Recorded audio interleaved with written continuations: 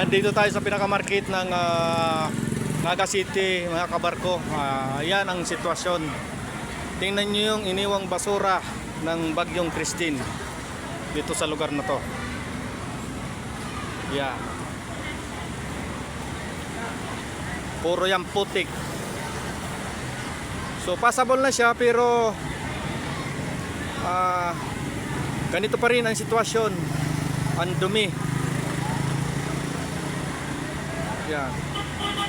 Halos nakakaubusan na ang laman ng mga groceries dito sa Naga City dahil sa kakulangan ng mga deliveries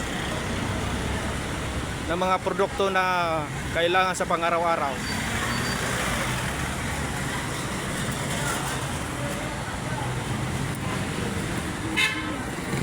Tingnan nyo yung dumi na iniwan. Yung putik na yan.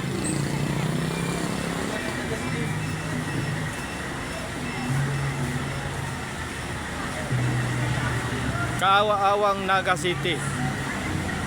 Ang magandang lugar dito sa Bicol, pero sa ngayon tingnan nyo ang sitwasyon.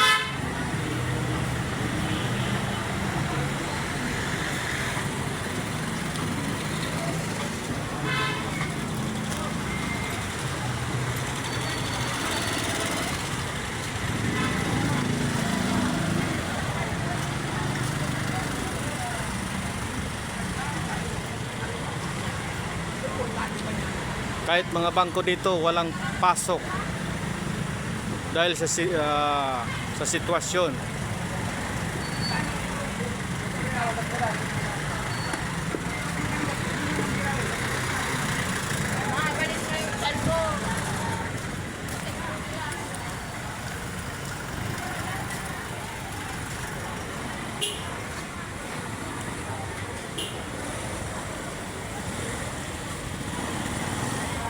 Yan, tambak na produkto na nasira dahil sa pinasok na baha.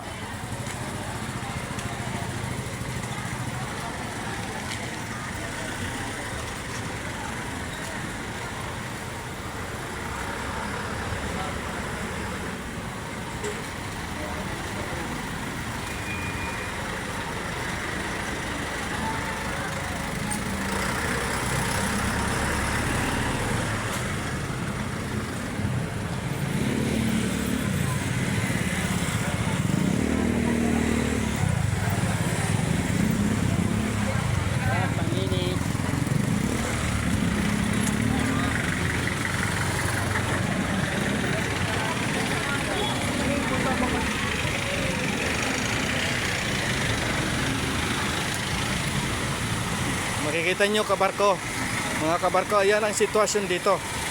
Yan, tambak na basura sa kahabaan ng market ng Naga City. Yan.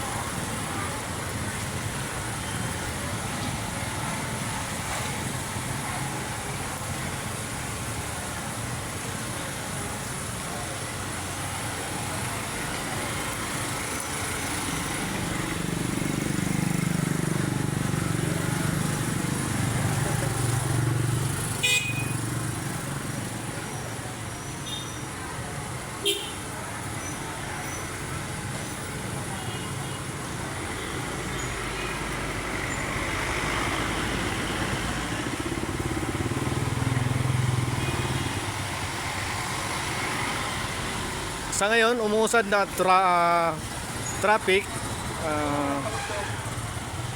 May mga pampasahirong tricycle na nakakapasok at nabuksan na yung mga kalsada. Subalit, tingnan nyo ang mga basura, mga kabarko, na naiwan.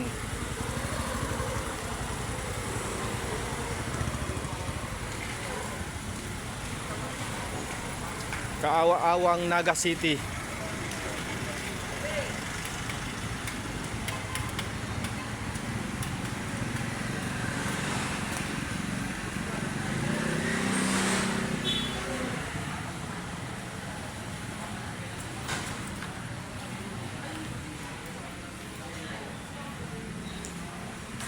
Ito yung hallway ng market mga kabarko. Tingnan nyo ang putik, ang kapal, no? Ganyan doon.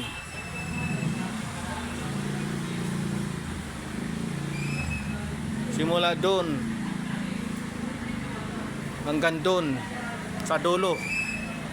Yan ang sitwasyon dito mga kabarko.